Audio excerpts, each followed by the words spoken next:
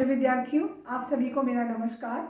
आप सभी का मोस्ट वेलकम आपके अपने यूट्यूब चैनल आर्ट गंगा में। आज की क्लास में हम आपको क्षितिन्द्रनाथ मजूमदार को पढ़ाने चल रहे हैं।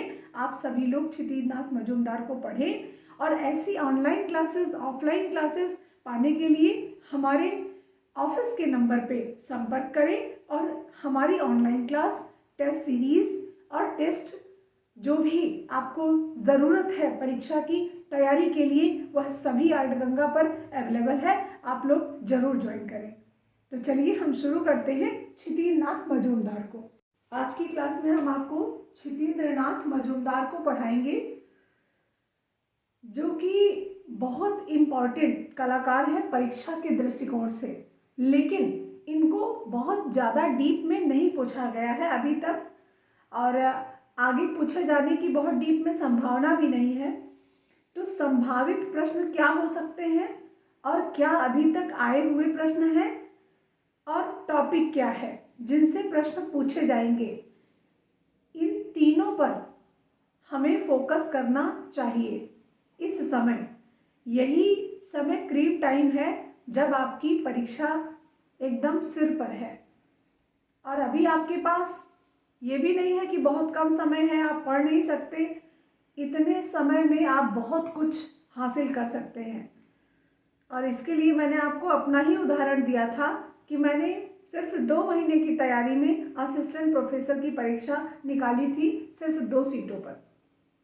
तो करने वालों के लिए असंभव कुछ भी नहीं है और ना करने वालों के लिए संभव कुछ भी नहीं है।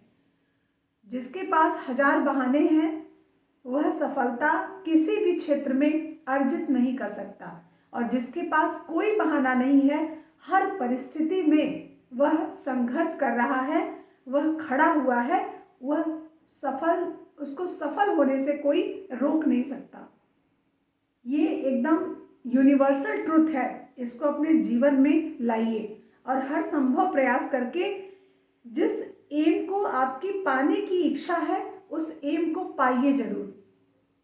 चलिए हम शुरू करेंगे क्षितिन्द्रनाथ मजूमदार को।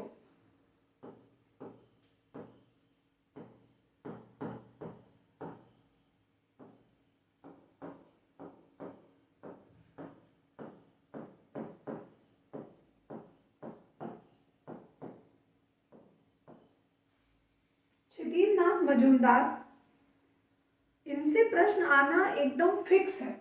एक प्रश्न इनसे जरूर आएगा, छूटेगा नहीं।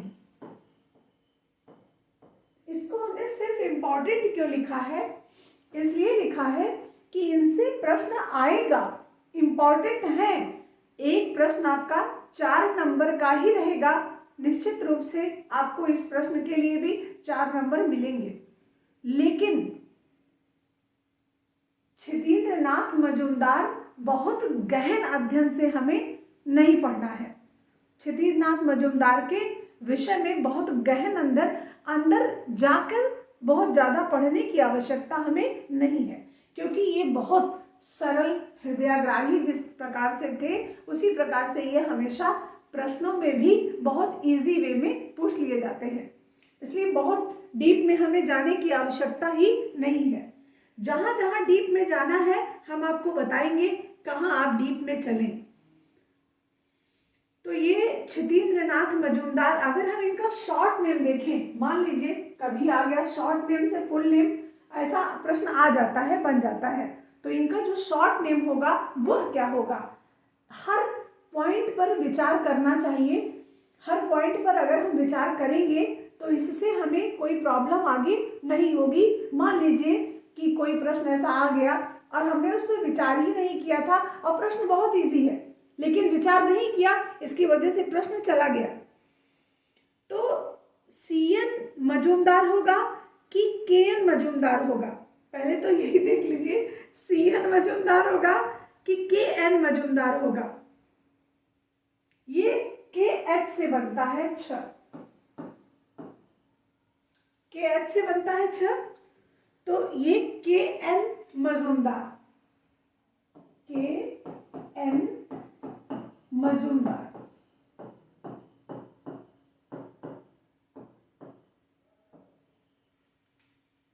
लीजिए प्रश्न होगा कि के.एन. मजूमदार किस विद्यालय से संबंध रखते हैं। और पता चला छिदीरनाथ तो हमने खूब पढ़ा, लेकिन के.एन. मजूमदार कौन है ये पता ही नहीं है। और ऐसे प्रश्न आ चुके हैं और हम सभी जो पुराने स्टूडेंट होंगे, जो वास्तव में बहुत दिन से पढ़ रहे हैं, वो इन सब चीजों को फेस भी कर चुके हैं। और हर नाकामयाबी के पीछे क्या वजह रही है, अगर इसका अध्ययन हमने कर लिया, चाहे वो अपने निजी लाइफ में हो, चाहे वो अपने करियर लाइफ में हो, अगर हमने इसका अध्ययन कर लिया कि नाकामी की वजह क्या रही है, अगर हम उस वजह पर काम कर लिए तो ये मानकर चलिएगा कोई नाकामी कभी आपकी होगी ही नहीं। दो चीज पर हमेशा हमने काम किया और हमेशा आपसे भी कहा है कि सिर्फ दो चीजों पर फोकस करिए आप। एक, हम ये कार्य क्यों कर रहे हैं, इसका उद्देश्य क्या है, और जब ये कर रहे हैं ये उसका उद्देश्य है तो हमें हासिल करना कैसे है, क्या और कैसे पर ही पूरी लाइफ अगर आपने बना ली, पूरा रोड मैप तैयार कर लिया, तो आप कभी असफल नहीं होंगे। ये मैं आपसे प्रॉमिस करके कह रही हूँ। क्या और क्यों, कैसे, इन तीनों चीजों पर अगर आपने फोकस कर लिया कि ये काम हम कर क्यों रहे हैं, फिर इसका फायदा क्या होगा, और जब फायदा इतना बड़ा है तो इसको प्राप्त कैसे किया जाए, इन तीनों चीजों पर आपको फोकस करना है, हमेशा करना है। ये आपकी निजी लाइफ में भी काम देगा। तो के.एन. मजूमदार, इनका फुल नेम क्या हो गया, छिदीरनाथ मजूमदार। इनका शॉर्ट नेम अभी तक ना कहीं लिखा गया है और ना कहीं मिलता है, लेकिन ऐसे प्रश्न आ चुके हैं कि इस पर सोचने पर इसने मजबूर कर दिया। तो के.एन. मजूमदार मतलब छिदीरनाथ मजूमदार। सबसे पहले हम इनको किस रूप में जान रहे हैं, तो हम इनको चित्रकार, ये क्या है, चित्रकार हैं, और एक शिक्षक भी रहे। तो हम इनकी जो मेन प्रसिद्धि है, मुख्य प्रसिद्धि है, वह किस रूप में है, वह चित्रकार के रूप में है। प्रश्न बना,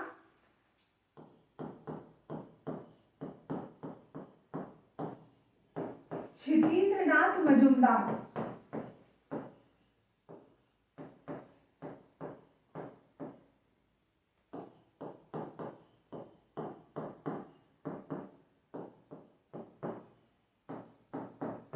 किस रूप में जाने जाते हैं।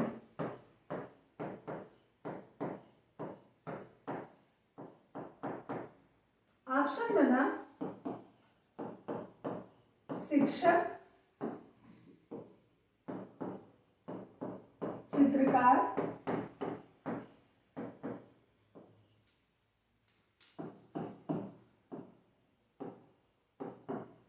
इलाहाबाद विश्वविद्यालय में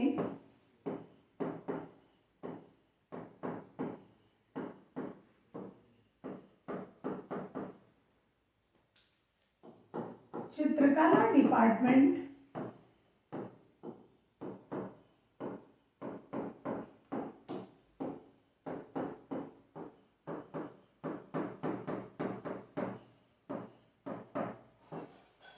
चित्रकला विभाग की स्थापना करता।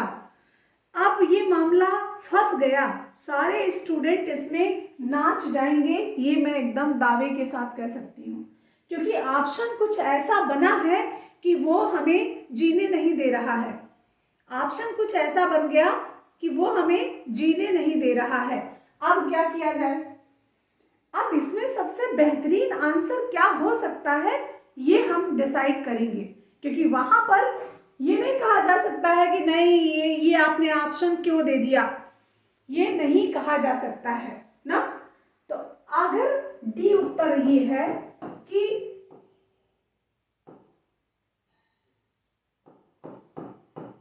उपर्युक्त सभी, तब क्या होगा, और ये नहीं है तब क्या होगा। अगर ये ऑप्शन दिख गया, उपर्युक्त सभी रूपों में जाने जाते हैं, तो यही हमारा सबसे ऑप्शनों को देखते हुए सबसे बेस्ट आंसर होगा। अगर ये नहीं है, अगर ये हटा दिया, अब क्या किया जाएगा? अगर ये हटा दिया, अब हमें सबसे अच्छा आंसर क्या दे सकते हैं? सबसे अच्छा आंसर तब हम देंगे बी, चित्रकार के रूप में जाने जाते हैं। जैसे मैं एक शिक्षिका हूं, मैं एक शिक्षिका हूं और मैं एक लेखिका हूं। मैं एक शिक्षिका हूं, मैं एक लेखिका हूं, दोनों ही बातें एकदम सही हैं। मैंने लिखी है किताबें, 8-10 किताबें अब तक हम लिख चुके हैं, लेकिन हम लेखिका के रूप में ना तो संपूर्ण रूप से कार्य ही कर रहे हैं, तो हमारे लिए जो शिक्षिका है ये आंसर बेहतर होगा। क्यों? क्योंकि यही हमारी पहचान है।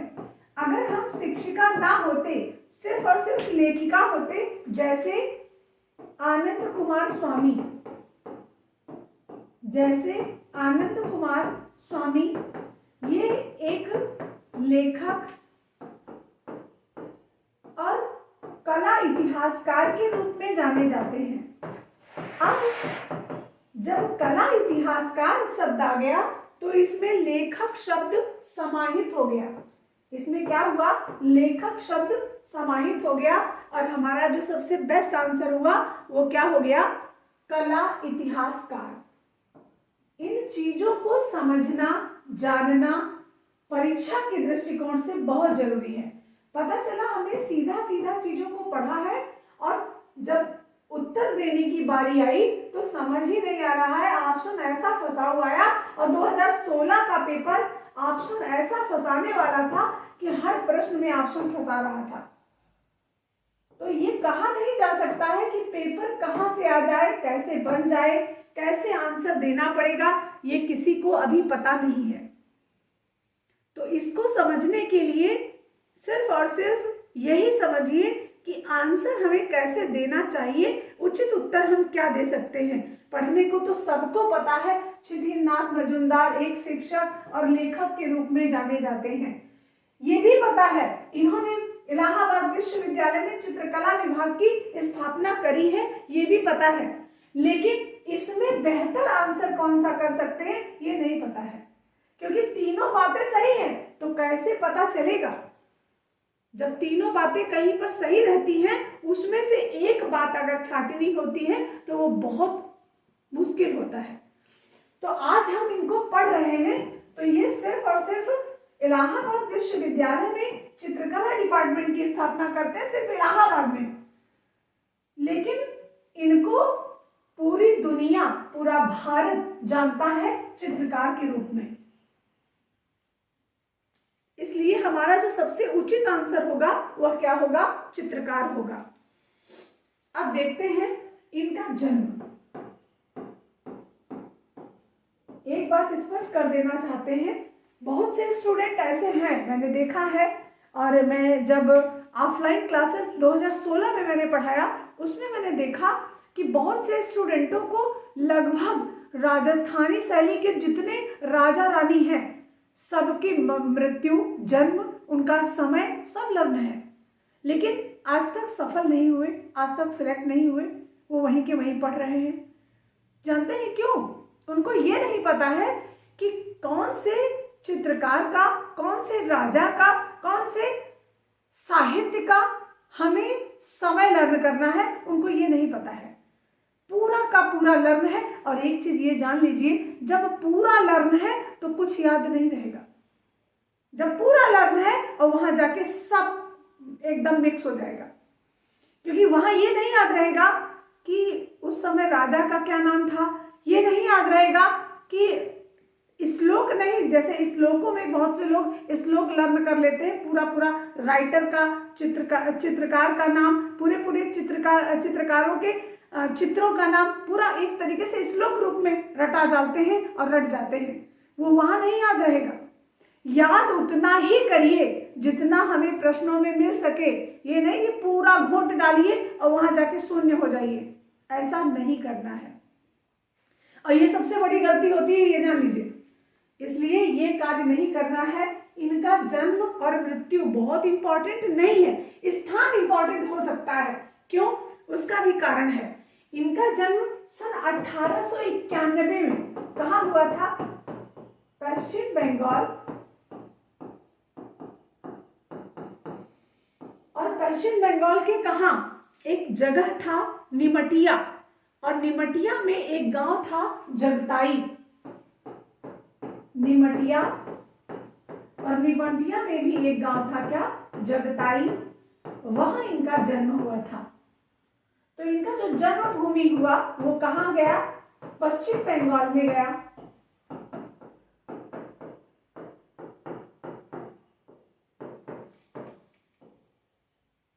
जन्मभूमि कहाँ हुआ? पश्चिम बंगाल में हुआ। लेकिन इनकी जो कर्म भूमि रही पूरी की पूरी, वह क्या रही? कर्म भूमि वह रही प्रयागराज, उत्तर प्रदेश। ये इनकी कर्मभूमि रही। यहां पर ये 1975 में सदगति को प्राप्त होते हैं, इनकी मृत्यु हो जाती है और यहीं पर ये अपना पूरा जीवन यापन करते हैं 1942 से लेकर 1975 तक। तो इन्होंने 1942 से लेकर 1975 तक का जो समय गुजारा वह कहाँ गुजारा? प्रयागराज में। अगर कोई प्रश्न इनसे गूढ़ बना, अगर कोई प्रश्न इनसे गूढ़ बना तो वो यही से बन सकता है कि इन्होंने अपना समय प्रयागराज में कब से कब तक व्यतीत किया, या इनका समय कब से कब तक प्रयागराज में रहा। अभी तक ये प्रश्न नहीं बना है। आ सकता है क्योंकि ये बहुत इंपॉर्टेंट कलाकार है। किसी भी परीक्षा में आज तक टीजीटी, पीजीटी किसी भी परीक्षा में छूटे नहीं है, तो ये छूटेंगे भी नहीं, ये भी जान लीजिए। तो 42 से लेकर 75 तक इनका कार्यकाल रहा प्रयागराज में। अब इसके पहले का जीवन इनका क्या रहा है वो जान लें। तो इनका जो जन्म हुआ 1891 से लेकर इनका पूरा जो कार्यकाल चला 1975 का, 1891 से लेकर 1975 तक का कार्यकाल इनका रहा, जीवन काल रहा। और उस जीवन काल में इन्होंने कहाँ कहाँ क्या क्या सीखा और कहाँ क्या क्या सिखाया, इसके विषय में जान लेंगे। तो इन्होंने जो शिक्षा ग्रहण की, अब ये इनका जन्म हो गया और मृत्यु हो गई। अब शिक्षा की बात करते हैं।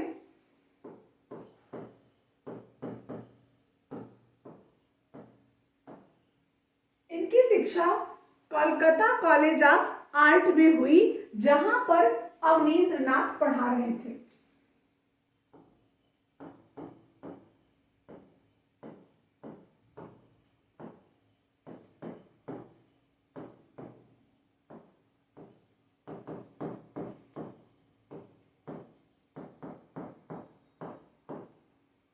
कोलकाता कॉलेज ऑफ आर्ट में हुई, जहां अवनींद्र नाथ पढ़ा रहे थे। तो इनके गुरु कौन हुए?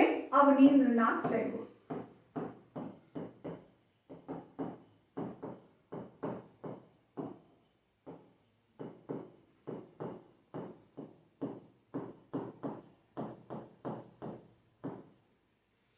इनके गुरु कौन हुए? अवनी बाबू या अवनींद्र नाथ टैगोर। अब इनकी शिक्षा और भी किसी के सानिध्य में हुई। इनकी शिक्षा, इनके एक गुरु और हैं जिनका नाम हम लोगों को जल्दी किताबों में नहीं मिलता है। तो इनका नाम और एक क्या है इनके गुरु का? वंदना जी, इनके गुरु का और क्या नाम है? एक तो नाम हो गया अवनींद्र नाथ टैगोर, एक तो नाम हो गया अवनींद्र नाथ टैगोर, दूसरा क्या नाम होगा? पर्सी ब्राउन। ओके, दूसरा नाम क्या हो सकता है? इन्होंने, अब एक जन उत्तर दे देंगे पर्सी ब्राउन तो सबके सब उत्तर देने लगेंगे पर्सी ब्राउन। शारदा चरण वकील, वेरी गुड। शारदा चरण वकील।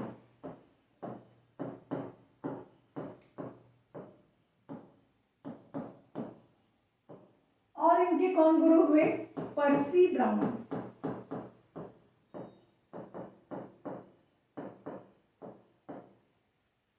इन्होंने तीन गुरुओं के सानिध्य में कला की शिक्षा ग्रहण की।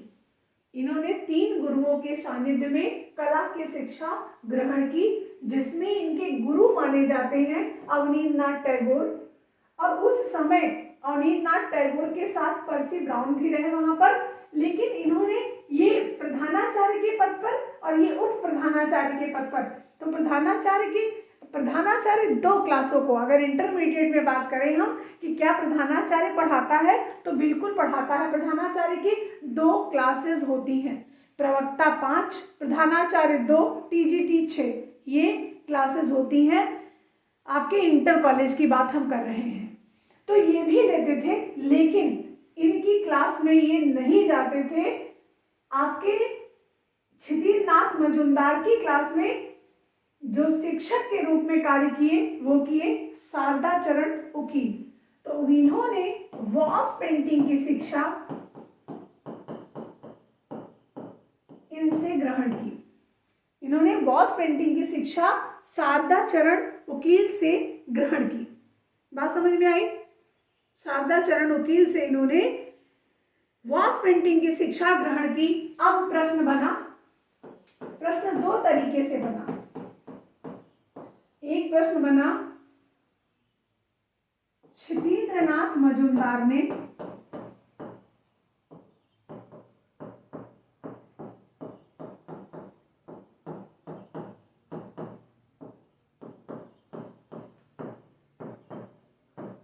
वॉस पेंटिंग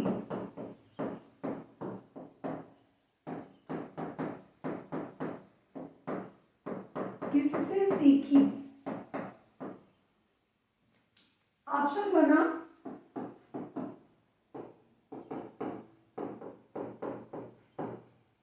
अवनींद्रनाथ टैगोर,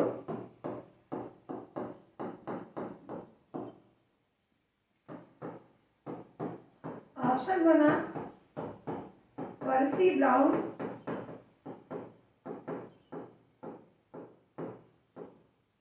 और ऑप्शन बना शारदा चरण वकील,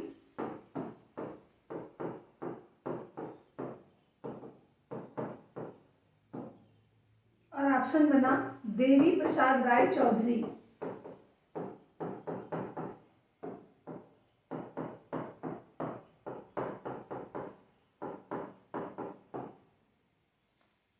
इस तरीके के ऑप्शन बन गए। तो या वहां पर बहुत से, जैसे रचना गिरी जी ने लगा दिया ए उत्तर, अवनींद्रनाथ टैगोर को लगा दिया। अंबिका यादव जी ने क्या लगाया? सी। हरिओम विश्वकर्मा जी ए, नीलेश मौर्य जी सी।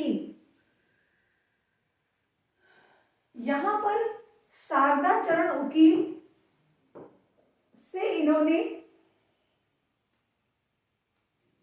शिक्षा ग्रहण की वॉस पेंटिंग की। अब तनिक विचार किया जाए कि आखिर इन्होंने कब सीखी होगी, कब इन्होंने जानकारी हासिल की होगी अवनींद्रनाथ टैगोर से, कब उस समय का क्या दौर रहा होगा जब शारदा चरण वकील ने सिखाया होगा क्षितिज मजूमदार को। आखिर यहाँ पर अवनींद्रनाथ टैगोर को हम क्यों नहीं ले आ रहे हैं, क्यों शारदा चरण वकील को ही ले आ रहे हैं, और जबकि हम इनके गुरु मानते हैं अवनींद्रनाथ टैगोर को। हाँ बिल्कुल बात सही।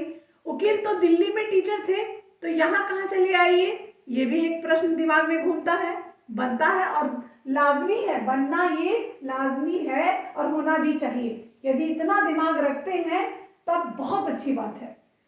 क्षितिज मजूमदार और ये शारदा चरण वकील जो है, इन्होंने शिक्षा कहाँ ग्रहण की है, याद है कुछ? शारदा चरण वकील ने शिक्षा कहाँ ग्रहण की है, याद है? कहाँ बताइए, कोलकाता में अवनी बाबू के सानिध्य में, कोलकाता में ही ग्रहण की अवनी बाबू के सानिध्य में ना, यही तो, बिल्कुल। अवनीन्द्रनाथ टैगोर के सानिध्य में शारदा चरण उकील ने शिक्षा ग्रहण की कोलकाता कॉलेज ऑफ आर्ट में। इनकी जन्मभूमि कहाँ रही? वहीं बगल में ही रही, बांग्लादेश में। और इनकी कर्मभूमि कहाँ रही? दिल्ली में रही।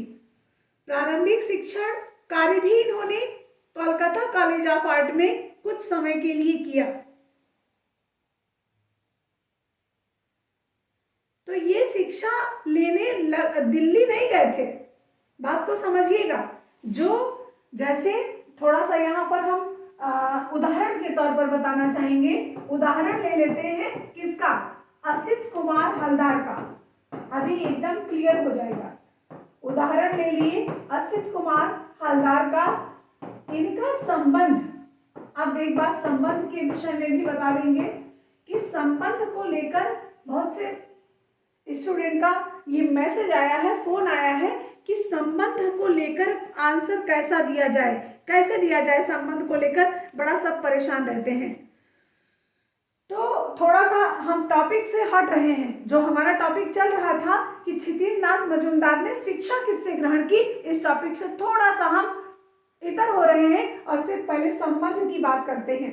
जैसे प्रश्न बनता है कि किसका संबंध किस विद्यालय से रहा है, तो आप बताइए आपकी पहचान किससे है? आपका जन्म होता है दिल्ली में और आपकी पहचान जहां शादी होती है वो आपकी पहचान बनता है। ये गर्ल्स की बात हो रही है, बॉयज की बात नहीं है। तो जो पूरे लाइफ जहां रहता है वो उसकी पहचान बनती है। जो पूरे लाइफ वहां रहता है वो उसकी पहचान बनती है। ये दिमाग में बैठा लीजिए पहली बात। जैसे असित कुमार हलदार सन 1924 में जब जयपुर कॉलेज ऑफ आर्ट गए, वहां वो अपनी पहचान नहीं जमा पाए, नहीं बना पाए। क्यों? क्योंकि वह मात्र एक ही वर्ष रहे। वो कहा एक ही वर्ष रहे? जयपुर कॉलेज ऑफ आर्ट में। वहीं शैलेंद्रनाथ डे उसी समय गए और उन्होंने अपनी पूरी लाइफ वहीं दे दी। तो इसका मतलब उनकी पहचान उस विद्यालय से हो गई। और वहां असित कुमार हलदर वहां से चले आते हैं लखनऊ कॉलेज ऑफ आर्ट में। तो उनकी पहचान कहां बनी? लखनऊ कॉलेज ऑफ आर्ट में। लेकिन असित कुमार हलदार हो, चाहे शैलेंद्रनाथ डे हो, चाहे के वेंकटप्पा हो, चाहे शारदा चरण उकील हो, चाहे नंदलाल बोस हो, सबकी जो पढ़ने का स्थल रहा, जो शिक्षा ग्रहण करने का रहा, वो क्या रहा? कोलकाता कॉलेज ऑफ आर्ट रहा। लेकिन संबंध हम जब भी लगाएं उनके शिक्षण संस्थान से लगाएं। जैसे अभी रंजना यादव जी ने लिखा कि मेरे हस्बैंड भी हैं। अब वो किस लिए लिखा? टीचर के रूप में लिखा, सहायक अध्यापक के रूप में लिखा, कि प्रवक्ता के रूप में लिखा, कि प्रिंसिपल के रूप में लिखा, मुझे नहीं पता है। लेकिन उन्होंने आंसर कमेंट्स में ये लिखा कि मेरे पति भी हैं। तो इसका मतलब है कि वो इनके पति टीचर होंगे या प्रिंसिपल होंगे कॉलेज में। अब उन्होंने शिक्षा कहाँ से ग्रहण की है? कई विद्यालयों से ली। जैसे नर्सरी की शिक्षा, जैसे जूनियर की शिक्षा, प्राइमरी की शिक्षा, नर्सरी, प्राइमरी, जूनियर, माध्यमिक, उच्चतर, ये सभी शिक्षा का एक प्लेटफॉर्म है। डे बाय डे हम इम्प्रूव करते हैं अपने जीवन में और हम लोग नर्सरी से प्राइमरी की ओर, प्राइमरी से जूनियर की ओर और जूनियर से फिर माध्यमिक की ओर और माध्यमिक से फिर हायर की ओर बढ़ते हैं। ये हमारा पढ़ने का शेड्यूल है। तो वो हमारी पहचान नहीं बन सकता। क्यों? क्योंकि एक दिन हम यहाँ पढ़े, दूसरे साल दूसरे स्कूल में चले गए, तीसरे साल तीसरे स्कूल में चले गए, चौथे साल चौथे स्कूल में चले गए, और जिसके माँ बाप दोनों ही गवर्नमेंट जॉब में हैं या वैसे भी जॉब कर रहे हैं, आज यहाँ कल वहाँ परसों वहाँ, तो उसके बच्चे की पहचान वह स्थान नहीं होगा। उसका बच्चा जहाँ पर जाएगा, जहाँ पर सर्विस करेगा, जहाँ पर अपना स्थायी निवास बना लेगा, जहाँ रहेगा, वही उसकी पहचान हो जाएगा। तो ये बात हम बहुत अच्छे से हो सकता है समझा चुके हों आपको बातों बातों में ही कि किसी का संबंध यदि आप लगाते हैं किस विद्यालय से है, तो आप कहेंगे कि जहां पर उसने शिक्षण कार्य किया है उसी विद्यालय से उसकी पहचान है। जहां आपने ज्यादा समय दिया, बिल्कुल। अब थोड़ा सा हरिओम विश्वकर्मा जी के कमेंट्स पर आते हैं। जहां आपने ज्यादा समय दिया वहीं आपकी पहचान बन जाती है। इसको अपने जीवन में भी लाइएगा। अगर आपने अपने स्वास्थ्य पर ध्यान दिया तो आप एक स्वस्थ व्यक्ति हैं। अगर आपने अपने बच्चों पर ध्यान दिया तो आपके बच्चे समाज में, जगत में, अपने लाइफ में एक अच्छे मुकाम पर पहुंच जाएंगे। अगर आपने अपने ऊपर ध्यान दिया तो आप भी एक अच्छे मुकाम पर पहुंच जाएंगे। तो जहां जितना आपने समय दिया है उतना ही आपको वह समय जवाब भी देगा। इस बात का हमेशा ख्याल रहे। और वही चीज यहाँ पर भी हुई है। क्षितिन्द्र नाथ मजूमदार तो शिक्षा ग्रहण किए कोलकाता कॉलेज ऑफ आर्ट में, लेकिन वहां पर बहुत से ऐसे चित्रकार थे, बहुत से ऐसे स्टूडेंट थे जिन्होंने अपने गुरु के दिमाग में घर कर रखा था। जैसे आज हमारी ही क्लास में लगभग 100 से अधिक ऐसे स्टूडेंट हैं जो अपनी मुकाम, अपनी पहचान अपने मेहनत से क्लास में भी बना चुके हैं और अपने करियर में भी आगे बढ़ चुके हैं। आप सभी को पता है। अब सबके नाम तो मैं नहीं गिना पाऊंगी, लेकिन हाँ, टॉप 50 की लिस्ट में मैं नाम भी गिना सकती हूँ। अपने क्लास की बात मैं कर रही हूँ, यहाँ की आर्ट गंगा के जो स्टूडेंट हैं उनकी मैं बात कर रही हूँ। तो ये 50 से 100 ऐसे स्टूडेंट हैं, 100 स्टूडेंट ऐसे हैं, 100 से लगभग 125-30 ऐसे स्टूडेंट हैं जो वास्तव में अपनी मुकाम, अपनी पहचान यहाँ बना चुके हैं। अब ये कहेंगे कि इनको कैसे पता?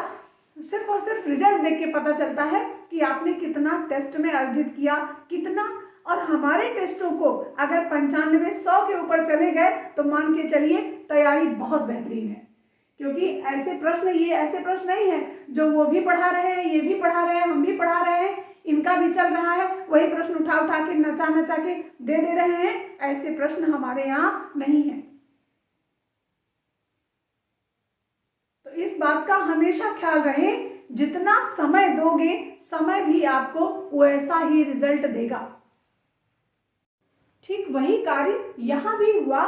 जो शारदा चरण वकील है, ये सरकारी रूप में, एकदम राजकीय रूप में वहां कार्य नहीं किए, लेकिन इतने अच्छे स्टूडेंट रहे, वॉस के इतने बढ़िया बेहतरीन जानकार रहे कि अवनींद्रनाथ टैगोर ने उनको कहा कि आप यहाँ पर हमारी जगह लेकर शिक्षण कार्य प्रारंभ करिए। और शिक्षण कार्य उस विद्यालय में नहीं होता था।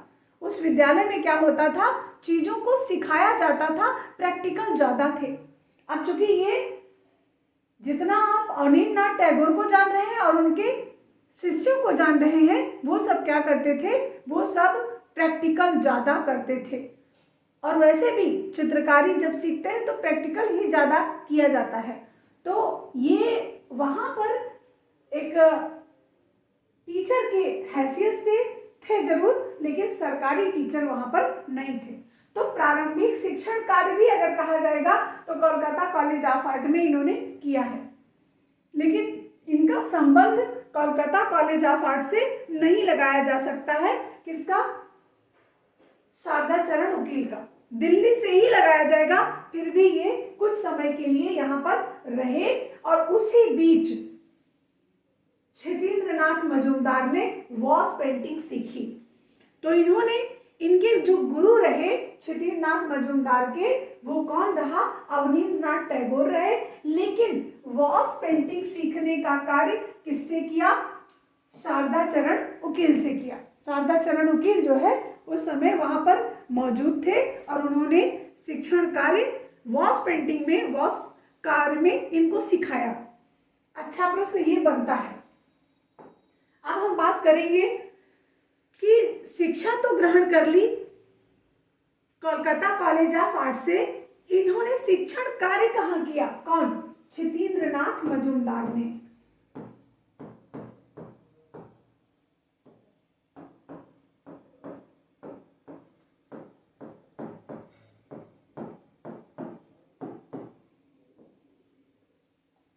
क्षितिन्द्रनाथ मजूमदार शिक्षण कार्य कहाँ किया?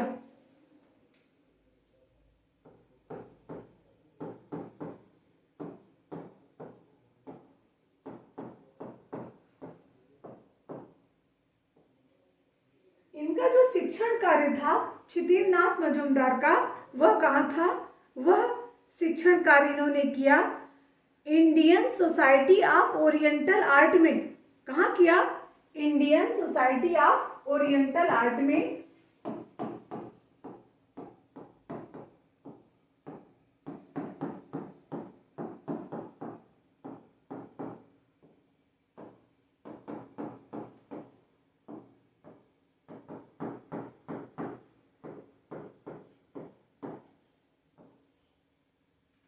और ये है कहाँ? कोलकाता में।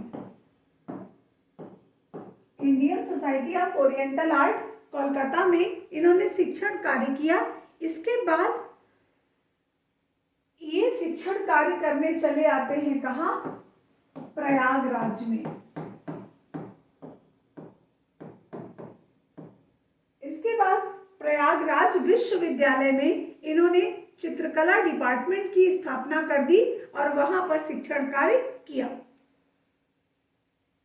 कब तक किया? Indian society of oriental art में 18 वर्ष तक रहे और प्रयागराज विश्वविद्यालय के चित्रकला डिपार्टमेंट में 22 वर्षों तक इन्होंने श्रमदान किया। 22 वर्षों तक श्रमदान किया। कहाँ? इलाहाबाद विश्वविद्यालय में। इलाहाबाद विश्वविद्यालय में कब से कब तक रहे, ये भी अच्छा प्रश्न बनेगा। और इनका संबंध किससे है? जैसे क्षितिज मजूमदार का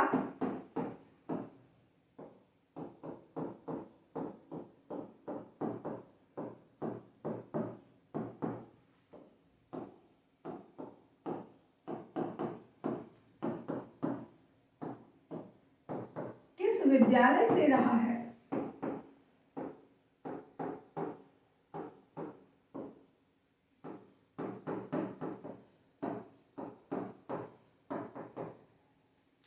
ऑप्शन है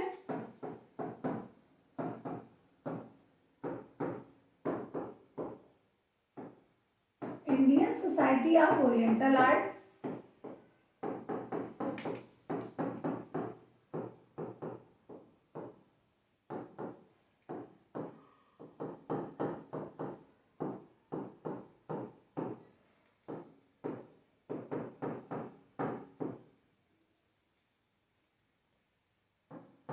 दिल्ली कॉलेज ऑफ आर्ट,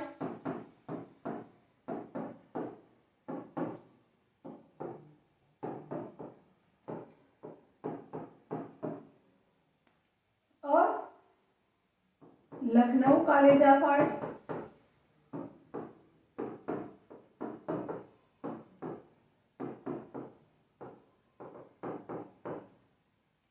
इनमें से कोई नहीं।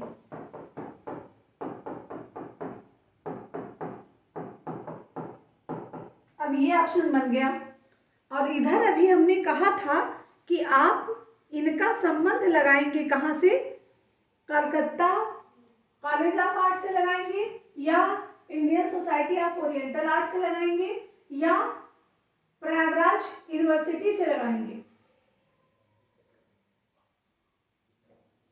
अब चूंकि यहाँ पे ऑप्शन हमारा है ही नहीं, तो हम सीधा सीधा चले जाएंगे Indian society of oriental art में।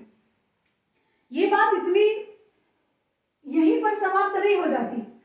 अगर ऑप्शन में बदलाव हुआ, Indian society of oriental art भी है,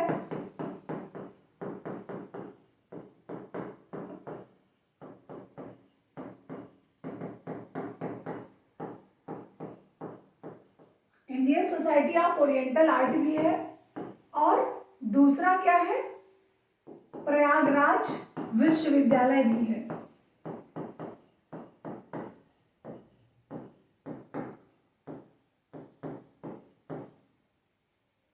ऐसे में जो हमारा सटीक उत्तर होगा वह क्या होगा? तब हम चले आएंगे कहाँ?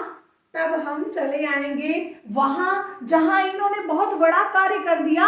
1942 में इन्होंने चित्रकला डिपार्टमेंट की स्थापना कर दी। तब कहाँ चले आए, यहाँ पर आ गए। ठीक, तब हम Indian society of oriental art को छोड़ देंगे। हमें अपनी लाइफ में बहुत ईमानदार बनना है, बहुत ईमानदार। ईमानदारी सर्वोपरि है। ईमानदार हैं तो हर जगह मुकाम बना रहेगा, हमेशा आप उसी फॉर्म में बने रहेंगे। लेकिन हमें आंसर में बेईमान बनना है। आंसर में बेईमान कैसे बनना है, जैसे इसको हम छोड़ रहे हैं जबकि हम जान रहे हैं 18 वर्षों तक इन्होंने श्रमदान यहाँ भी किया है, लेकिन हमको ये करना है जो ज्यादा महत्वपूर्ण है, ज्यादा पैसे वाला है। तो ज्यादा पैसे वाला 22 वर्ष है, तो 22 वर्ष वाले को हम यहाँ पर Indian society of oriental art के लिए बेईमान बन जाएंगे और क्या कर देंगे, Indian society of oriental art को छोड़ देंगे। अब कहाँ चले आएंगे, चले आएंगे कहाँ, इलाहाबाद विश्वविद्यालय में। अब यही कार्य हमको परीक्षा हॉल में भी करना है। रिश्तेदारी जोड़नी नहीं है कि गए परीक्षा देने और माँ दीदी बहनी सब बैठे और सबके देख के माँ खुशी से एकदम पागल भाई, और इना देखा थे कि हमारा परीक्षा जोने के लिए हम 4-5 साल एकदम घोट के बहाए दिए, वो आ गया है और हम दीदी बहनी के भैया के देख के मार गिला गिलाई, मास्टर आ गए उनका देख के हंसत ही, पेपर देख के हंसत ही। ये काम नहीं करना है। वहां जाके किसी को आप जानते नहीं, किसी को पहचानते नहीं, आप अपना काम करके आइए। एक बार जब मैं गई तो उनका दिखावेंगे, ये उनको देखा कैसे तैयार हो के आए हैं, उनको देखा क्यों देखा सुने ना है, सिर्फ और सिर्फ पेपर को देखना है, पेपर को सुनना है और वहाँ जो नहीं आ रहा है उस क्लास को याद करना है कि क्लास में क्या बातें हुई थी, इस प्रश्न को लेकर क्या विवाद खड़ा हुआ था, पहले कौन सा उत्तर लगाया गया था, बाद में कौन सा उत्तर लगाया गया था। ये सारे प्रश्नों के लिए नहीं सोचना है। 125 प्रश्न में 115 प्रश्न तो आपके हैं, उनको बचाकर संभाल कर उत्तर देना है और 10 प्रश्नों में सोचना है। 5 प्रश्नों में हो सकता है सोचना पड़े, हो सकता है 20 प्रश्नों में सोचना पड़े, लेकिन 105 आपके हैं, उसको बचाकर रखना, वहां सोचना ना पड़े, ये जान लेना। और जहां सोचना पड़ेगा उन पे गोला करके, जहां नहीं सोचना है पहले उस पर चले जाइएगा, उनको अपना बना लीजिएगा, तब जहां सोचना है वहां की बात करिएगा। सब पर अगर एक काम करने लगेंगे तो यह परेशानी खड़ी कर देगा। और इसके लिए सबसे अच्छा तरीका आपका यही है, टेस्ट। अगर आप टेस्ट रेगुलर करते हैं, OMR पर बैठकर करते हैं, देते हैं, तो ये प्रॉब्लम्स आपकी हमेशा के लिए खत्म हो जाएगी। अब 3 महीने का समय टेस्ट के लिए, एग्जाम के लिए, तैयारी के लिए, एक सीट के लिए बहुत है। जो पढ़ा है और जो एकदम में नहीं, कला का क नहीं जानता है, वो अगर 3 महीने में सोचे तो ये अपवाद होगा, और बाकी जो जान रहा है उसके लिए कोई अपवाद नहीं है। बिल्कुल, इसके लिए टेस्ट ही सबसे अच्छा माध्यम है। हम बोला गलत ना करें, तो अच्छा आंसर कौन सा कर सकते हैं, हम 2 घंटे के पेपर को कैसे मैनेज कर सकते हैं, ये सिर्फ और सिर्फ टेस्ट ही आपको इससे निजात दिला सकता है और कुछ नहीं। और कैसा टेस्ट, क्या ऑनलाइन टेस्ट? नहीं, ऑनलाइन टेस्ट तो सिर्फ और सिर्फ इसलिए होता है कि आपकी तैयारी कितनी अच्छी है यही जानते हैं आप बस। जो कमियां हैं ऑनलाइन टेस्ट की, यही सबसे बड़ी कमी है कि हम अपनी कमियों को पकड़ नहीं पाते हैं। अगर पकड़ भी लिया तो 1-8% पकड़ लिया, बाकी पकड़ नहीं पाएंगे। लेकिन ऑफलाइन टेस्ट की खूबी क्या है? उसकी खूबी यही है कि मैम गोला गलत हो गया, मैम हमने चारों ऑप्शन को देखा नहीं, मैम हमने इसमें ये सोचकर लगा दिया उत्तर, वहीं पर आपकी 4-5 कमियां जो आपके अंदर हैं सब खुलकर बाहर आ जाएंगी। एक मूर्ख कब तक विद्वान बना रहेगा? जब तक वो बोलेगा नहीं। और एक विद्वान कब तक मूर्ख बना रहेगा? जब तक वो हजारों विद्वानों के बीच में आएगा नहीं, तब तक वो अपनी विद्वत्ता को आंक नहीं सकता है, तब तक वो जानेगा नहीं और कितने विद्वान हैं। अब घर में बैठे बैठे तो ये खूब पता है भैया कि हम 125 प्रश्नों के राजा हैं, रानी हैं, और पता चला जब वहां गए 100 लोगों में तो उसके भी बाप निकले, वहां 125 में 126 कर रहे हैं लोग। 125 में 126 जानते हैं कैसे होता है? कोई भी प्रश्न गलत नहीं है, 125 है, ये 126 को हम लोग कहते हैं।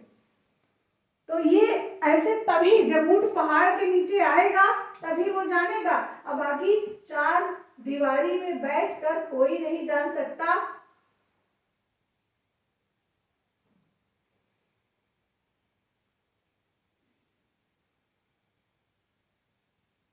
चार दीवारी में बैठकर जान लेंगे कि ये प्रश्न गलत था, ये प्रश्न सही था? नहीं जान सकते। Online class super class, offline test super test. Online class बहुत बेहतरीन होती है। कैसे?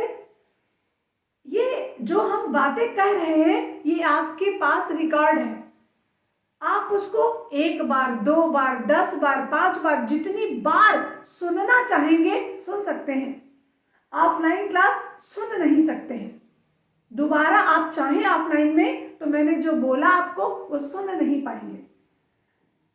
और अंतर अगर हम छांटे ऑफलाइन ऑनलाइन में तो जो चीज आई कांटेक्ट के जरिए होती है वह दिमाग में बैठ जाती है। तो सबसे अच्छा तो हम जो मानते हैं वो ऑफलाइन ही मानते हैं, लेकिन ऑनलाइन क्लासेस बहुत खराब नहीं है ऑनलाइन की तुलना में, ऑफलाइन की तुलना में। लेकिन टेस्ट की बात अगर हम करें तो टेस्ट में सबसे बेहतरीन जो टेस्ट होता है वो ऑफलाइन ही होता है, ऑनलाइन टेस्ट नहीं होता है। जितना हमने जाना, जितना हमने समझा, हमने ऑनलाइन टेस्ट तो दिया नहीं था, हमारे ज़माने में ऑनलाइन टेस्ट वाला हिसाब नहीं था, लेकिन आज जब हम ऑफलाइन और ऑनलाइन के बीच में फ़र्क जानना चाह रहे हैं तो वह फ़र्क यही है कि आई कांटेक्ट सबसे मस्त कांटेक्ट। हम आपको डांट दिए, आपको वो बात याद रही, हम यहाँ पर आपको बिना देखे बोल दिए, आप भी भूल गए, हम भी भूल गए। तो जो वहां पर मैंने कहा क्लास में वो आपको भी याद है, हमें भी याद है। डिस्कशन उससे हुआ, बहुत सी चीजें सामने आई, आपकी भी बात सामने आई, मेरी भी सामने आई, तो बेहतरीन है। लेकिन अगर हम कंपेयर करें तो 2-4% का ही फर्क ऑनलाइन और ऑफलाइन क्लास में आता है। लेकिन अगर हम टेस्ट की बात करें तो टेस्ट में लगभग 70 और 30 का रेशियो चलता है। 30 आपका ऑनलाइन अच्छा है और 70 आपका ऑफलाइन अच्छा है। तो ऑफलाइन क्लासेस बहुत बेस्ट नहीं मानी जाएंगी, लेकिन ऑफलाइन टेस्ट बहुत बेहतरीन होते हैं। इससे हमारी पूरी कमियां सामने आ जाती हैं। हाँ, हर एक बच्चे पर टीचर की नजर है, और यहाँ पर तो हमने किसी का देख लिया कमेंट तो ठीक है, नहीं तो वो क्या कहना चाह रहा है आई डोंट नो, वो क्या अपनी बात को रखना चाह रहा है पता नहीं है, बस यही अंतर है। तो क्षितिज मजूमदार ने शिक्षण कार्य कहाँ किया है? Indian society of oriental art, ये कहाँ है? कोलकाता में है। यहाँ पर इन्होंने 18 वर्ष तक कार्य किया, और दूसरा विकल्प प्रयागराज है जिसमें इन्होंने 22 वर्ष तक कार्य किया। अगर विकल्प में देखें तो उत्तर हमारा रहेगा प्रयागराज विश्वविद्यालय, और प्रारंभिक दौर में इन्होंने शिक्षण कार्य कहाँ किया? तो पहला उत्तर रहेगा Indian society of oriental art में। अगर प्रारंभिक लगाया है तो आप भी उत्तर लगाएंगे Indian society of oriental art. ठीक, ये हो गया जन्म, मृत्यु, शिक्षा, गुरु, शिक्षण कार्य। अब जब इतने सज्जन पुरुष हैं ये, तो इनके बहुत उपनाम होंगे। खूंखार के भी बहुत उपनाम होते हैं और सज्जन के भी बहुत उपनाम होते हैं। तो सज्जनता के क्रम में अगर हम देखें तो इनको भावों का सम्राट कहा जाएगा। भावों का सम्राट क्यों कहा जाएगा?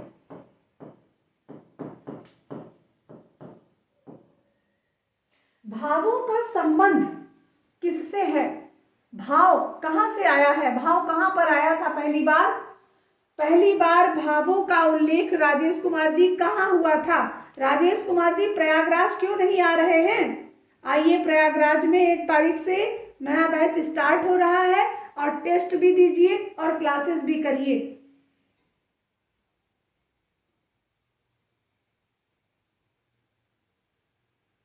नाट्य शास्त्र में। बहुत बढ़िया। भाव का पहला उल्लेख नाट्य शास्त्र में हुआ था। भाव का पहला उल्लेख किसमें हुआ? नाट्य शास्त्र में हुआ। और नाट्य शास्त्र पूरा का पूरा मुद्राओं पर आधारित है, भाव भंगिमाओं पर आधारित है। संगीत की यह सर्वश्रेष्ठ पुस्तक मानी जाती है। संगीत शास्त्र की यह सर्वश्रेष्ठ पुस्तक है। बाकी इसमें सारे विकल्प सही हैं। मतलब क्या हुआ? मतलब ये हुआ कि जब भरत मुनि आए तो वो कला का विभाजन उन्होंने ही किया, ललित कला और उपयोगी कला में। इसके पहले जितनी भी कलाएं थी सबकी सब शिल्प कला के नाम से जानी जाती थी। तो इनका भी जो मेन मोटिव था नाट्य शास्त्र को लेकर वह संगीत शास्त्र पर था। बाकी का सब कलाएं इनके नाट्य शास्त्र में उल्लेखित हैं। तो नाट्य शास्त्र के जो भाव थे, मतलब भाव बहुत सुंदर रहे होंगे। भाव का संबंध रस से है, तो रसों का इतना अच्छा अंकन अपने चित्रों में बंगाल शैली के कोई भी कलाकार ने, किसी भी कलाकार ने नहीं किया था। क्षितिज मजूमदार ही ऐसे कलाकार थे, जैसे इनका कोई भी चित्र ले लीजिए, जैसे इनका मान लीजिए ले लीजिए इनका चित्र चैतन्य महाप्रभु ले लीजिए। चैतन्य महाप्रभु जैसे थे हूबहू उन्होंने उसी भाव में उनको चित्रित किया है, कोई अलग से भाव नहीं दिखाया है। जैसे इनका चित्र है गीत गोविंद श्रृंखला, तो गीत गोविंद श्रृंखला में भी इन्होंने वही कार्य किया, जो जैसा दिखता है वैसा ही बनाया। तो कुल मिलाकर भावों का अंकन इतना सुंदर बंगाल शैली के इस कलाकार ने, और वैसे भी भाव बंगाल शैली के कलाकारों की विशेषता थी, भाव का सुंदर अंकन। और ये जानते हैं क्यों विशेषता थी? अब इसको पीछे ले जाइए। विशेषता इसलिए थी, अच्छा कोई बता दे, हमारी क्लास से बता दे कि बंगाल शैली में भावों की विशेषता ही क्यों रखी गई थी? सगुफ्ता जी फटाफट आंसर करो भाई, चिल्लाते चिल्लाते मुंह और गला दोनों दर्द करने लगता है। अजंता बिल्कुल ना, आध्यात्म से जुड़े रहे। अरे पगली, आध्यात्म से तो बहुत कलाकार जुड़े रहे। क्या आध्यात्मिक पुरुष बहुत करुणाकारी होता है क्या? आध्यात्मिक महिला बहुत करुणाकारी होती है क्या? करुण रस से भरी होती है क्या? ये हमारी भूल है। ऐसा नहीं है कि जो 24 घंटा आध्यात्म से जुड़ा है वो बहुत अच्छा है, और जो एक सेकंड पूजा नहीं करता, एक सेकंड आध्यात्म से जुड़ा नहीं है, वो खराब है। ऐसा है क्या? पगले रह जाबू तू हमेशा। इसका सिर्फ और सिर्फ यही मतलब है कि पुनर्जागरण किसका? जो चीजें पहले चल रही थी वही चीजें आ गई एक बार फिर से जो चीजें पहले चल रही थी। भावों का सुंदर अंकन कहाँ? अजंता में। नाट्य शास्त्र के भावों का सुंदर अंकन अगर देखने खोजने जाओ तो कहाँ मिलेगा? अजंता में। अब अजंता का ही पुनर्जागरण हो रहा है कहाँ? बंगाली स्कूल में। तो भाव पर पूरी की पूरी कला बंगाल शैली आधारित थी, और उसमें भी सबसे अच्छा कार्य किसने कर दिया? जैसे कलकत्ता कॉलेज ऑफ आर्ट में बहुत से चित्रकार थे, बहुत से कलाकार थे, बहुत से शिक्षक थे, लेकिन क्यों सबका नाम नहीं लिया जाता है? एक क्लास में 1000 स्टूडेंट हैं, सिलेक्शन 162 का ही होना है, सबका तो होना नहीं, जितना सीट उतना सिलेक्शन। और उसी का होगा जो एकदम जी जान लगा दिया है, जो अब इस समय 8-10 घंटे 12 घंटे अपने आप को समर्पित कर दिया है, उसी का चयन होगा ना। कि परीक्षा आएगी वह गए हैं मौसी की यहाँ, परीक्षा आएगी वह गए हैं बुआ की यहाँ घूमे, ओके चयन होए।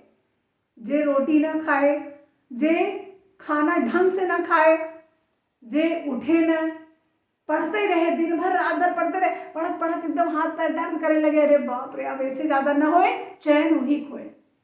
इतना जान ले ई वो समय ना आएगा कि जब कंपटीशन आवत रहा तो सब जो है बस शिल्पी सॉल्व कर लिए चैन हो गए, वो जमाना चला गया।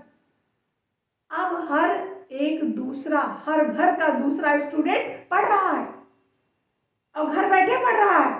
ऑनलाइन की सुविधा है, हर घर में खाने को नहीं होगा लेकिन पढ़ने की सामग्री उपलब्ध है और यही होना चाहिए। समझ रहे हो? तो परीक्षा टफ है, ऐसा ना सोचना कि परीक्षा बहुत हलवा है, लेकिन असंभव कुछ भी नहीं है। असंभव कुछ भी नहीं है। हर जो बुद्धिमान गार्जियंस हैं, जो बुद्धिमान पेरेंट्स हैं, वो हवेली बनाकर अपने बच्चे को नहीं देते हैं। वो क्या करते हैं? संस्कार, शिक्षा देते हैं। उससे वह बहुत कुछ बना सकता है। आप बनाएंगे 1 हवेली, 2 हवेली, 3 हवेली, वो 10 हवेली खड़ी कर सकता है। समझ रहे हैं ना? तो आपके लिए बुद्धिमत्ता इसी में है कि जो यह समय आया है वो जाने ना पाए, पकड़ ले उसको। समय को पकड़ना आता है जिसको ना, वो जिंदगी को जी लेता है, और जिसको समय को पकड़ना नहीं आया वो जिंदगी नहीं जी पाता है। कोई डर नहीं, कोई डर नहीं, और डर के आगे जीत है। कोई डर नहीं, किससे डरना है? अरे इतना दिन से हम लोग मेहनत कर रहे हैं, वही क्षितिज मजूमदार को 4-6 बार, 8 बार, 10 बार पढ़ चुके हैं, कहाँ से पूछे जाएंगे? कहाँ से पूछे जाएंगे क्षितिज मजूमदार? जन्म तो उनका वहीं रहेगा ना जहाँ है। मृत्यु उनकी प्रयागराज में ही कि आयोग बदल देगा कि मृत्यु उनकी छत्तीसगढ़ में हुई थी? ऐसा कहेगा क्या? कभी नहीं कहेगा। तो डरना किस बात से? सिर्फ डरना है किससे? अपराध से। अब अपराध क्या है? इस समय नहीं पढ़ रहे हो, यही सबसे बड़ा अपराध है। बस इससे डरो और किसी से नहीं डरने की आवश्यकता है। अब अपराध ना करना, ये नहीं कि परीक्षा खोपड़ी पे है और दिनेश कुमार जी चले गए हैं, जो है दिनेश कुमार प्रजापति जी चले गए हैं मौसी के यहाँ घूमने। मौसी खाए ना दई है, तोहार नौकरिए खाना दे, तोहार नौकरिए सम्मान दे, तोहार नौकरिए एक तुम्हें पद दे और पैसा दे, इतना जान। तो इनका उपनाम क्या है? भावों का सम्राट है। फिर इनको संत चित्रकार कहा जा रहा है। अब ये क्यों? अब भावों का तो चलो ठीक था, इस पे इतना बड़ा लेक्चर हो गया, लेकिन संत चित्रकार क्यों कहा जा रहा है? संत चित्रकार इसलिए कहा जा रहा है क्योंकि ये बहुत सरल स्वभाव के, किसी से लेना देना नहीं, अगड़ा झगड़ा नहीं। ठीक है, जो हमने पा लिया वो मेरा था, जो नहीं पाया वो तुम्हारा था, इस तरीके की सोच रखते थे, इसलिए इनको संत चित्रकार कहा गया है। अखिलेश यादव जी भी गए थे मौसी की। अखिलेश तो नहीं गए थे भाई, अखिलेश तो डेली क्लास अटेंड कर रहे थे, डेली आ रहे थे। संत चित्रकार इनको कहा जाता है। फिर कवि हृदय कलाकार कहा जाता है। कवि हृदय कलाकार,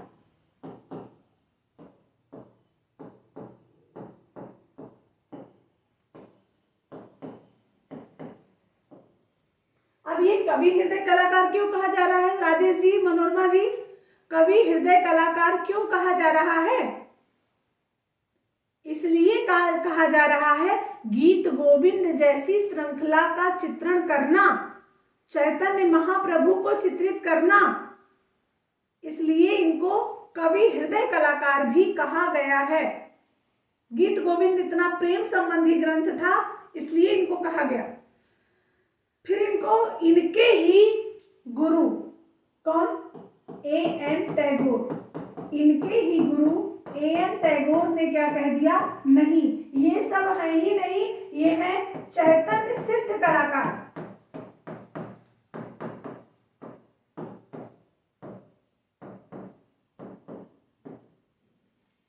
ये क्या है? चैतन्य सिद्ध कलाकार है। इनके ही गुरु अवनीन्द्रनाथ टैगोर ने ये बात कही। चैतन्य सिद्ध कलाकार क्यों कहा? क्योंकि इनका जो विषय था वह था चैतन्य महाप्रभु। ये चैतन्य महाप्रभु कौन है पता है? चैतन्य महाप्रभु इनका पसंदीदा विषय था, इसीलिए इनको चैतन्य सिद्ध कलाकार, ये वैष्णव संत थे। ये वहां पर पश्चिम बंगाल में वैष्णव संत थे, इसीलिए इनको, इनका नाम ही था चैतन्य महाप्रभु। और ये इनका चित्रण करते थे और प्रेम से करते थे, बहुत अच्छा लगता था इनको इनका चित्रण करते समय, इसीलिए इनको क्या कहा गया, चैतन्य सिद्ध कलाकार। मतलब इन्होंने चैतन्य महाप्रभु के चित्रों पर सफलता हासिल की थी, इनको जो है अपने इस चित्र को बनाने के लिए महारत हासिल थी।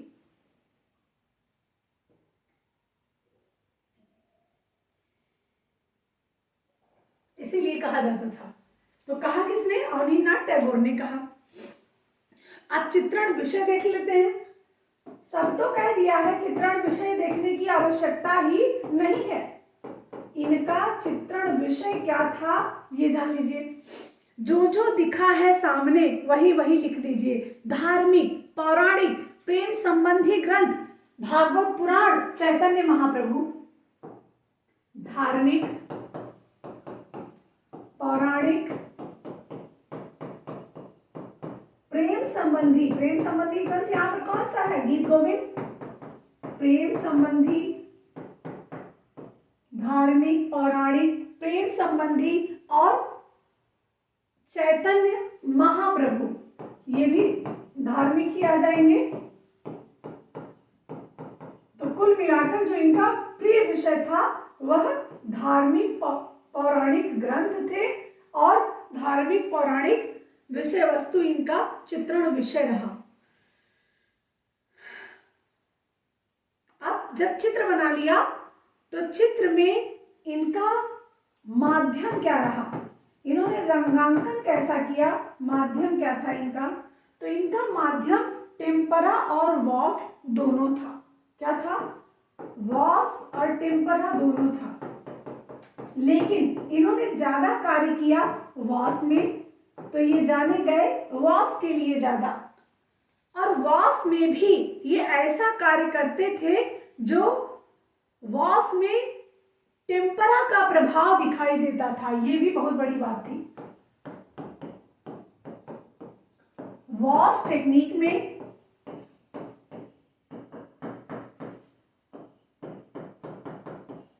टेम्परा का प्रभाव दिखाई देता था।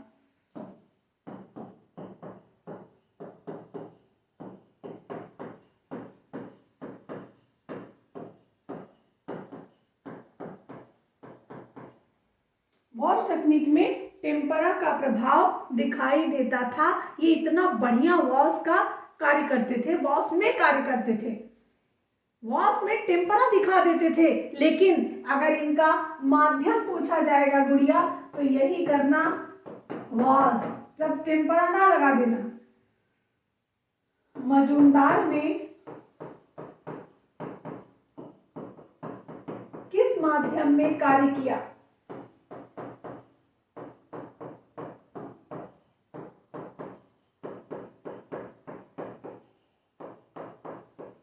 मजूमदार ने किस माध्यम में कार्य किया, ऑप्शन बना वॉश, टेम्परा,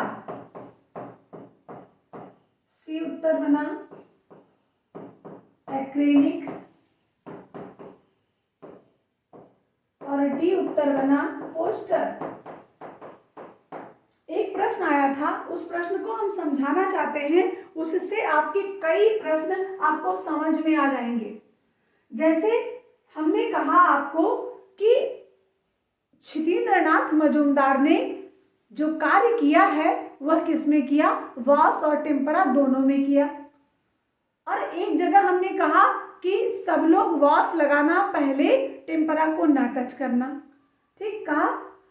अब हमारे दिमाग में एक प्रश्न आया, और प्रश्न हम अभी कल ही सॉल्व कर रहे थे। आया, राजा रवि वर्मा ने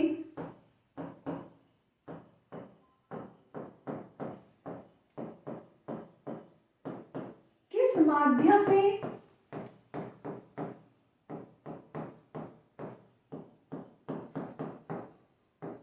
कार्य किया।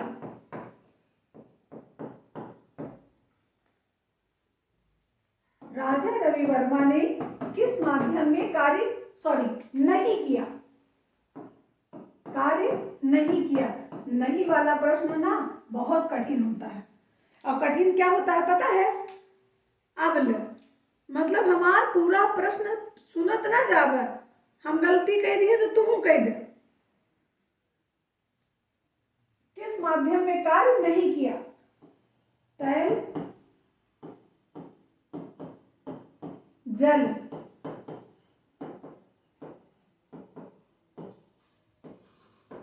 तैल, जल, फ्रेस्को और ऑलियोग्राफ।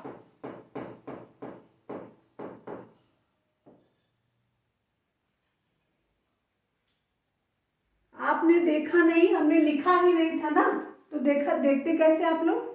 अब यह प्रश्न हमें यह सीख देता है कि हमें आंसर कैसे करना चाहिए। यह प्रश्न हमें सीख देता है। तो ये प्रश्न आया था, अब कौन सी परीक्षा में आया था इतना तो दिमाग में है नहीं, इतना दिमाग कंप्यूटर की तरह नहीं है कि सारे प्रश्नों को रख ले दिमाग में, लेकिन प्रश्न आया था। और यह प्रश्न हमें यह सीख देता है कि कोई भी चित्रकार है उसका किससे बिल्कुल नाता नहीं है, उसी को आंसर करें। तो जैसे इसमें क्या है, इसमें है आंसर फ्रेस्को। अब ये फ्रेस्को क्या है, यह एक भित्ति चित्रण की विधा है। क्या है? भित्ति चित्रण की विधा है।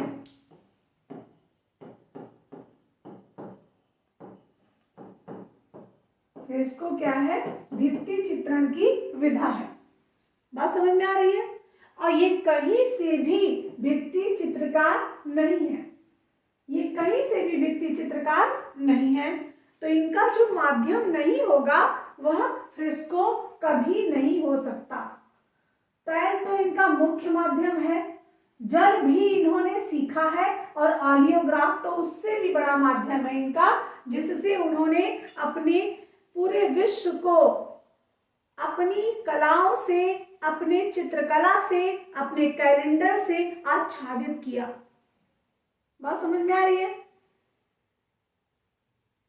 क्या टेम्परा में कार्य किए थे? एक बार टेम्परा संभव हो सकता है, एक बार टेम्परा संभव हो सकता है, लेकिन फ्रेस्को संभव नहीं हो सकता। अब आप कहेंगे क्यों? एक बार टेम्परा संभव हो सकता है, लेकिन फ्रेस्को संभव नहीं हो सकता है। कैसे?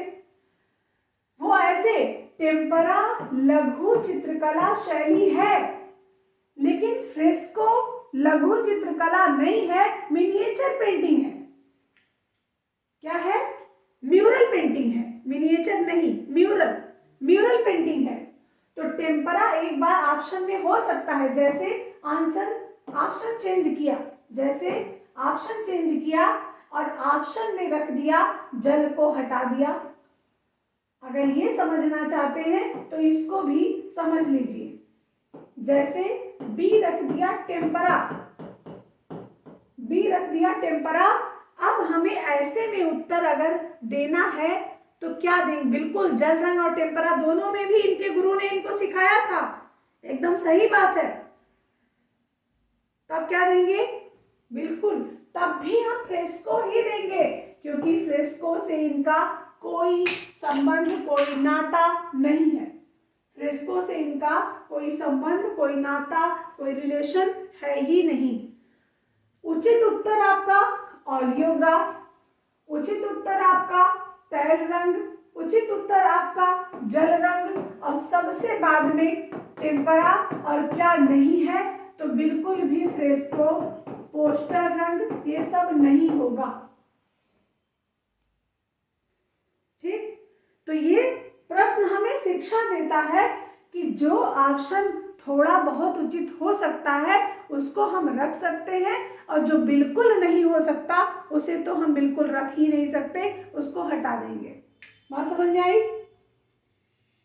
चलिए आगे बढ़ते हैं। अब इनके कथन पर ध्यान देते हैं। इन्होंने क्या क्या कहा है कला के बारे में। इन्होंने कहा, मैं रेखाओं पर अधिक ध्यान देता हूं, यही चित्रण का आधार है।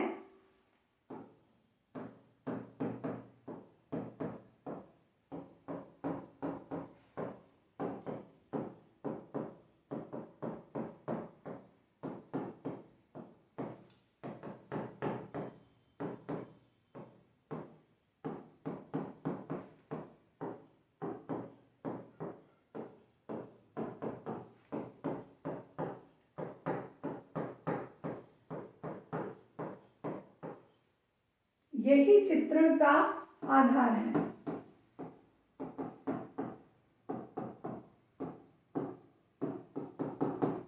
ये बात किसने कही? क्षितिन्द्रनाथ मजुमदार ने कही। अब इनके चित्रों में रंग ज्यादा अहमियत रखेगा या रेखा? इन्होंने कहा चित्रकला तो मेरे लिए आध्यात्मिक विषय वस्तु है। इन्होंने क्या कहा? चित्रकला तो मेरे लिए आध्यात्मिक विषय वस्तु है।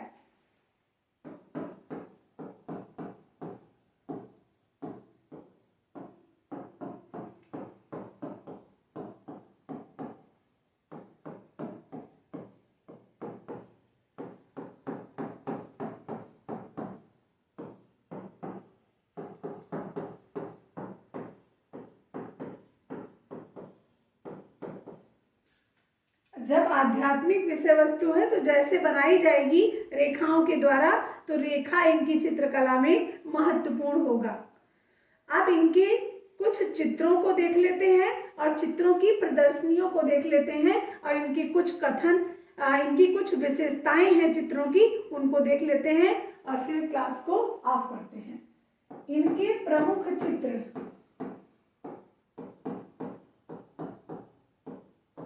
इनके प्रमुख चित्रों में कौन कौन से चित्र हैं? बालक ध्रुव की तपस्या। कौन सा चित्र है? बालक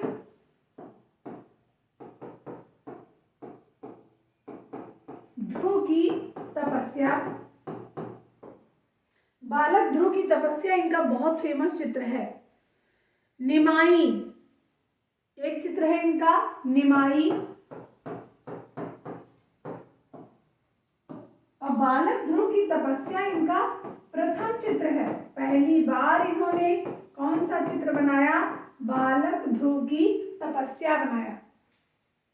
फिर इन्होंने बनाया, फिर इनका जो फेमस चित्र है पालित मृग। पालित मृग भी बहुत इंपॉर्टेंट है। पालित मृग में बहुत सुंदर भाव बने हैं। पालित मृग बहुत इंपॉर्टेंट है। लक्ष्मी, सरस्वती, मनसा देवी। लक्ष्मी, सरस्वती, मनसा देवी। लक्ष्मी, सरस्वती, मनसा देवी का चित्र बनाया। भक्ति और वैराग्य।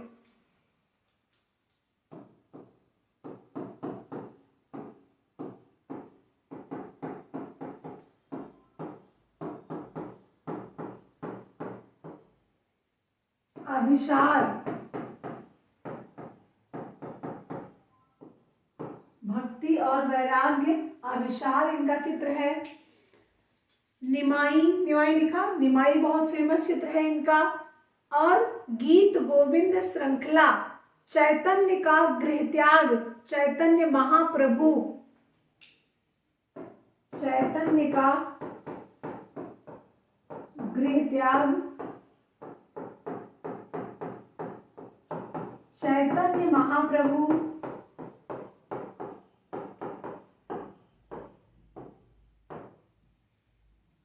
चैतन्य का गृहत्याग, चैतन्य महाप्रभु। कृष्ण प्रेम में विभोर, कृष्ण प्रेम में विभोर।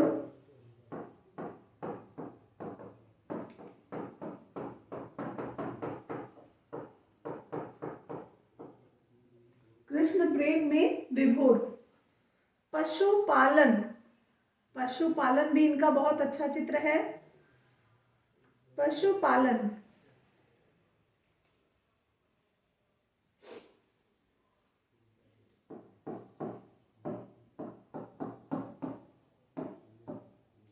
ये इनके प्रमुख चित्र हैं। हरिदास अपने अंतिम अवस्था में, हरिदास अपने अंतिम अवस्था में भी बहुत फेमस चित्र है इनका।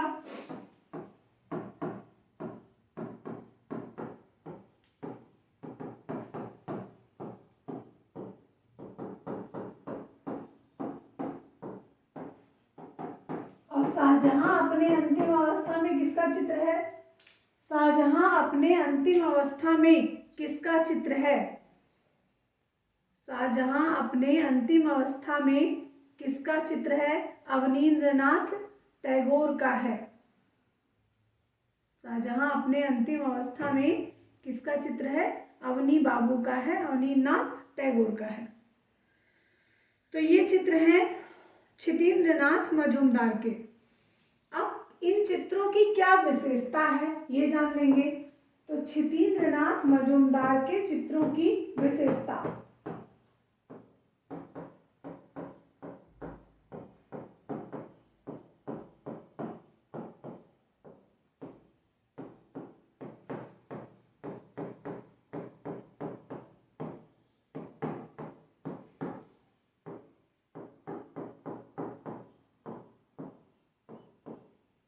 क्षितिन्द्रनाथ मजूमदार के चित्रों की विशेषता, चित्रों में दुबली पतली आकृतियां यानी नाजुक आकृतियां,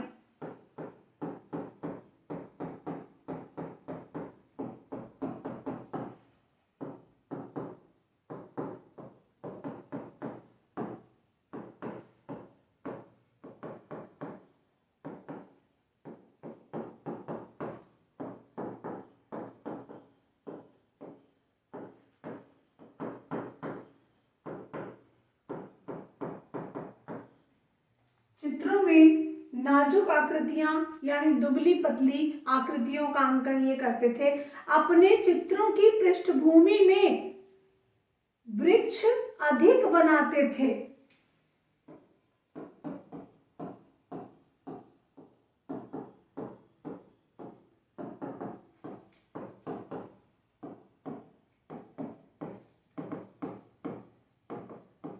पृष्ठभूमि में वृक्षों का अंकन करते थे। हाथ पैरों की उंगलियां बहुत लंबी और पतली बनाते थे।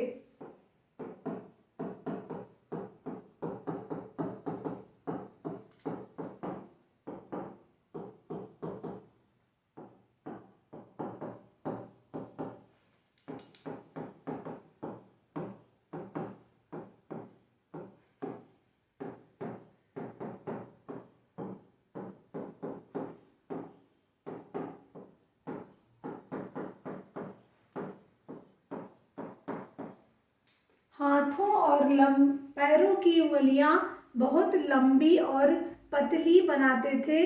पतले पतले हाथ पैर बनाते थे, उंगलियां बहुत सुंदर सुंदर बनाते थे और झुकी हुई मानवाकृतियां अधिक बनाते थे। झुकी हुई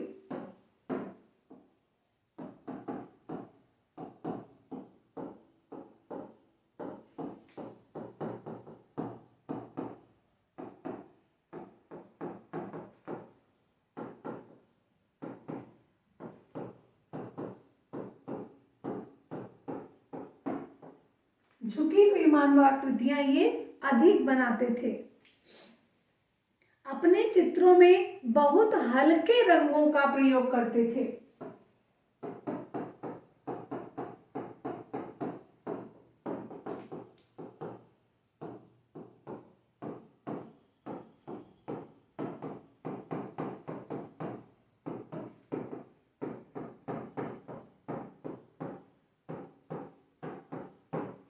चित्रों में बहुत हल्के रंगों का प्रयोग ये इनकी विशेष विशेषता थी। इनके चित्रों में नारी आकृतियां जैसे स्वप्न लोक प्रतीत होता है उस तरह से प्रतीत होती थी। इनके चित्रों में नारी आकृतियां जो हैं परियों की तरह, स्वप्न लोक की तरह इतनी सुंदर।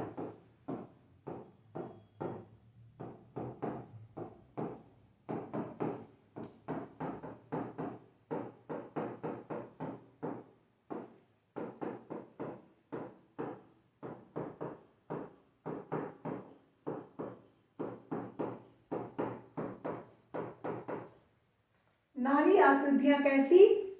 स्वप्न लोक परियों की तरह नारी आकृतियां दिखाई देती थी। और कहते हैं कि इनके चित्र के वेंकटप्पा से मिलते जुलते थे। ये क्यों कहा गया भैया? इनके चित्र के वेंकटप्पा से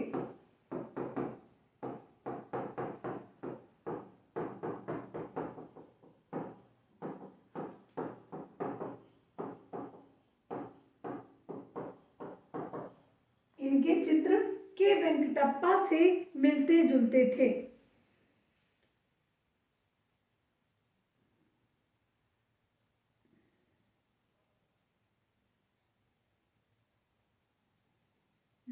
माध्यम की वजह से भी मिल सकते हैं, बिल्कुल।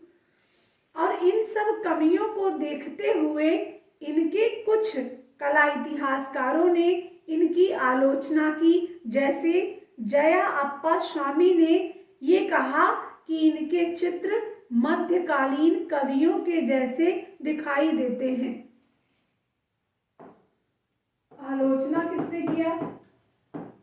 ईवी हैवल कर नहीं सकते हैं, अनिलनाथ टैगोर कर नहीं सकते, पर्सी ब्राउन कर नहीं सकते, तो इनकी आलोचना किया जया अप्पा स्वामी ने। जया अप्पा स्वामी ने कहा इनके चित्रों में मध्यकालीन कवियों का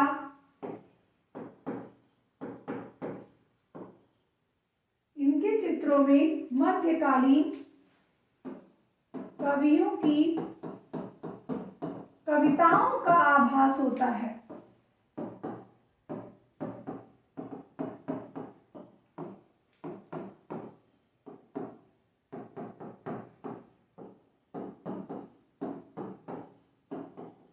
और हो सकता है यही कारण हो कि इनको कवि हृदय कलाकार भी कहा गया है।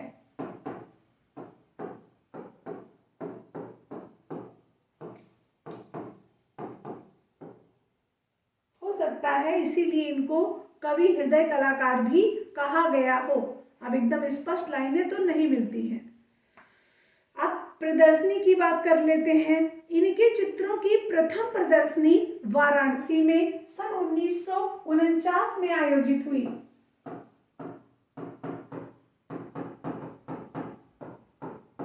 1949 में चित्रों की प्रथम प्रदर्शनी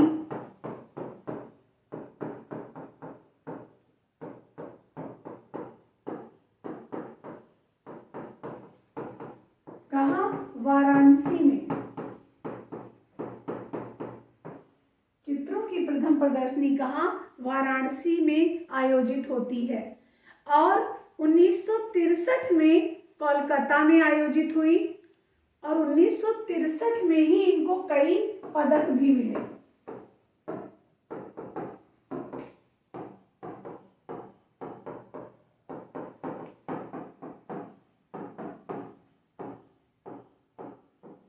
इनके चित्रों की प्रदर्शनी कोलकाता में आयोजित हुई।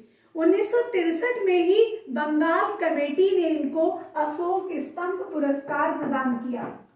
1963 में ही बंगाल की कमेटी ने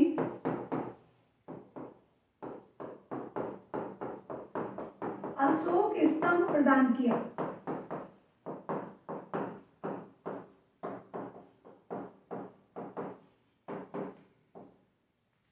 अशोक स्तंभ पुरस्कार इनको प्रदान किया।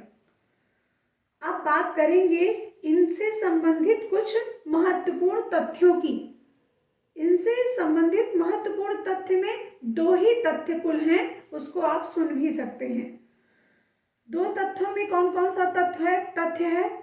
तथ्य ये है 1 सितंबर 1942 ईस्वी में इन्होंने प्रयागराज में विश्वविद्यालय प्रयागराज के में चित्रकला डिपार्टमेंट की, चित्रकला विभाग की स्थापना की। तो कब किया है? 1 सितंबर 1942 को। और ये किसके कहने पर प्रयागराज आए थे, किसके आग्रह पर प्रयागराज आए थे? तो उस समय प्रयागराज विश्वविद्यालय के कुलपति रहे अमरनाथ झा, उन्होंने इनको आमंत्रित किया था और अमरनाथ झा के कहने पर ये आए थे प्रयागराज। अच्छा प्रश्न यहाँ से भी बन सकता है। दुर्भाग्य ये रहा कि इनके पास मास्टर आर्ट की डिग्री नहीं थी, जिसकी वजह से ये प्रधानाचार्य अपने पूरे जीवन काल में नहीं बन पाए। और नहीं तो आप समझ सकते हैं जब एमए की डिग्री नहीं है और वह शिक्षक इलाहाबाद यूनिवर्सिटी जैसे जगह पर कार्य करके और यहीं पर समाप्त भी हो जाता है, तो बिना एमए की डिग्री के, तो उस समय डिग्रियों का कितना मोल था। आज टीजीटी के लिए पीएचडी किया हुआ स्टूडेंट भी सिलेक्ट नहीं हो पाता है, समझ सकते हैं आप। तो दो चीजें हैं, एक तो इनके पास एमए की डिग्री नहीं थी और ये अमरनाथ झा के कहने पर, उनके आग्रह पर यहाँ आए थे और यहाँ पर इन्होंने बंगाल शैली का प्रचार प्रसार किया। अच्छा प्रश्न ये भी बन सकता है, अनिलनाथ टैगोर के किस शिष्य ने प्रयागराज विश्वविद्यालय में वॉश टेक्निक का आविष्कार किया, प्रचार प्रसार किया? तो वो कौन था? क्षितेंद्रनाथ मजूमदार, के.एन. मजूमदार। ये थे आपके के.एन. मजूमदार। आज की क्लास में इतना ही, और नेक्स्ट क्लास आपको पता है 3 बजे से होगी, फिर रात्रि 9 बजे से होगी। थैंक यू सो मच, सभी को नमस्कार।